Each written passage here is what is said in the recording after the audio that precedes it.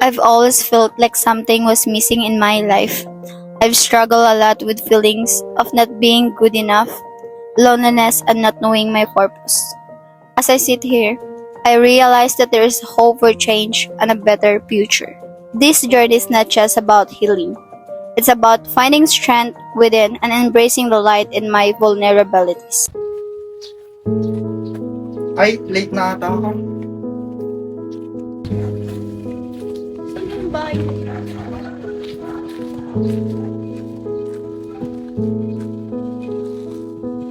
Pa? Pa? Ako to si Rhea. Ang tagal kitang hinintay pa. Anong ginagawa mo dito? Umalis ka na. Masaya na ako sa pamilya ko. Huwag mo na kaming guguluhin. Paano naman ako pa? Anak mo rin ako. Nangungulila ako ng pagmamahal ng isang ama. Maawa ka naman sa akin. Pa! Maawa ka sa akin, pa! Wala akong pakialam. Basta lumayas ka. Baka makita ka ng pamilya ko. Alis! Pa! Pa! Alis!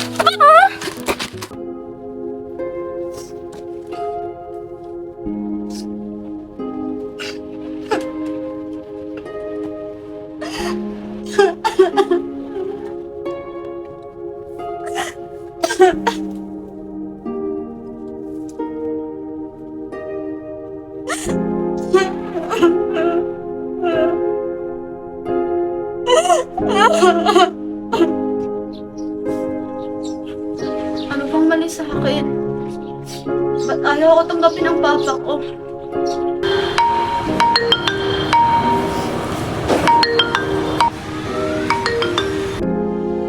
Patay na yung Papa Maria.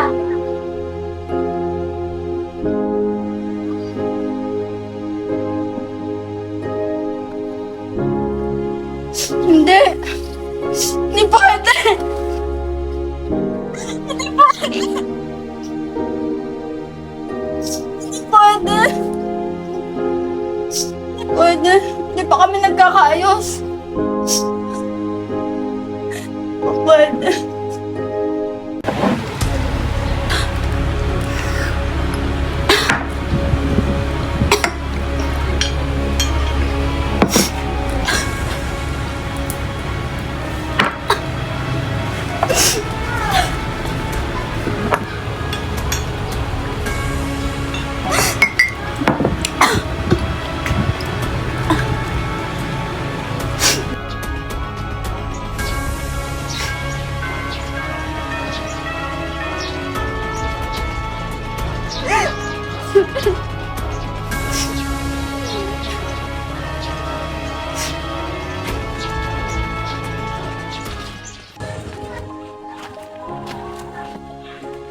Leia, you've noticed that you're feeling down lately.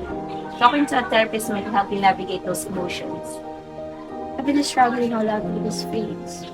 It's like I'm stuck with the cycle of self-doubt and uncertainty. I appreciate your concern and suggestions.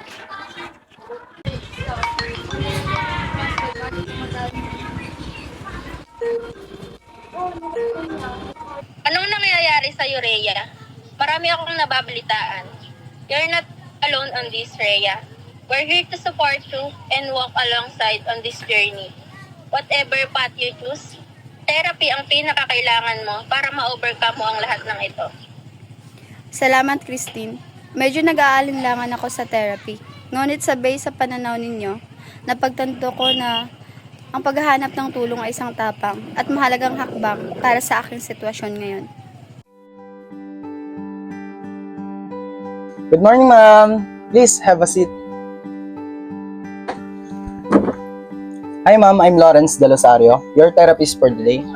Basically, I will help you to deal with your problems. So, let's start. And by the way, what is your name? My name is Rhea Jane Gastal. Okay.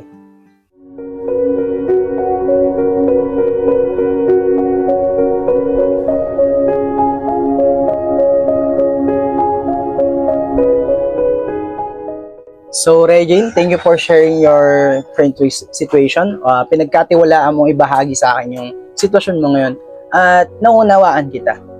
Basically, gusto ko lang sabihin sa'yo na you cannot change the past. And dapat hindi ka na mamuhay sa past na yun. Hindi mo naman kasalanan why your dad is not accepting you. At basically, ngayong nawala na siya, and nakikita mo yung sarili mo or mga behaviors mo na nagkakaroon ka na ng addicted on alcohol, smoking, and nakikita mo na lagi ka na lang nakatulala or umiiyak. So, ang mapapayo ko lang is, you need to focus on your present. Bakit? You need to forgive yourself and your dad. Ano ba ibig sabihin nun? Dapat patawarin mo yung sarili mo na sinisisi mo yung sarili mo sa nangyari, even hindi mo naman kasalanan yung bagay na yun.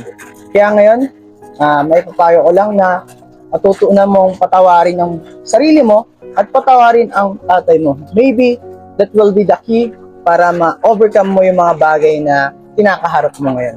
And you can go or pwede kang bumisita dito sa office ko so that I can assist you.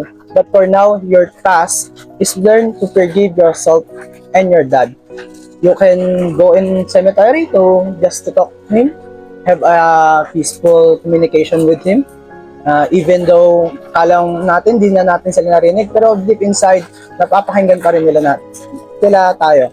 Kaya ngayon, yun lamang ang gawin mo.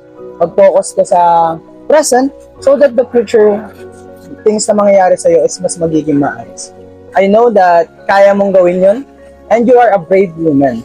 Kaya salamat sa time na binigay mo and salamat sa pagkakataon na pinagkatawalaan mo sa bagay mo.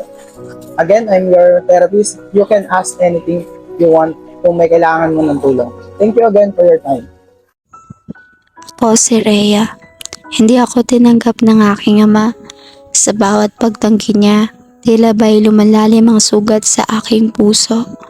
Naging takbuhan ko ang iba't ibang bisyo upang takpan ng sakit. Ngunit isang araw, natagpan ko ang landas ng pag-asa. Tinanggap ko na hindi ko kontrolado ang nakaraan. Ngunit may kapangyarihan akong baguhin ang aking kinabukasan. Sa pamamagitan ng reality therapy, natutunan ko na ang pagpapatawad ay mahalaga.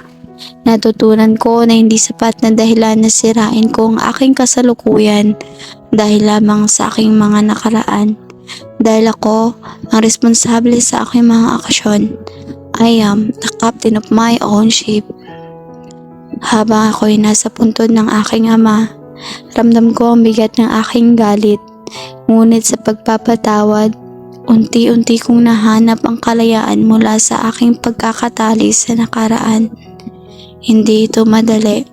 Sa bawat pag-iyak, sa bawat pagtanggap, naging bukas ang pintuan ng pag-asa para sa akin. Kaya sa pag-iyak at pagtanggap, sa pagpapatawad at pag-asa, nahanap ko ang bagong simula. Isang pagkakataon na maging buo at malaya. Papa, pinapatawad na po kita. Pinapalaya ko na rin po yung sarili ko.